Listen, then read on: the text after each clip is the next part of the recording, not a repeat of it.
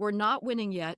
Things do get worse and worse, and it becomes more and more necessary to not be frightened by phony accusations, whether it's of racism or sexism. It's too late for that. We have to keep telling the truth.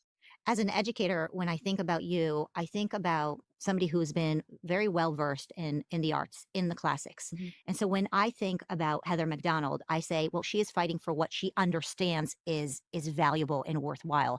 And when I look at our education system, especially in the United States, we are not teaching the things that you grew up to love and you learn. And so you know what we're missing out on, and therefore you're fighting for it. But when we have generations of students who are not studying the classics, who don't appreciate what real art looks like, who don't appreciate what real music sounds like, they don't know what they're missing. He's going to go his own way on a That's number of these, executive authority. But That's also, what he's going to use. that speech was the very sad end to a failed presidency. Oh In my fact, gosh. the economy is in tatters, and American people think The so. American economy is in tatters? Yes. How is that? And Juan, Go to Wall in most Street. parts- Ask the big boys.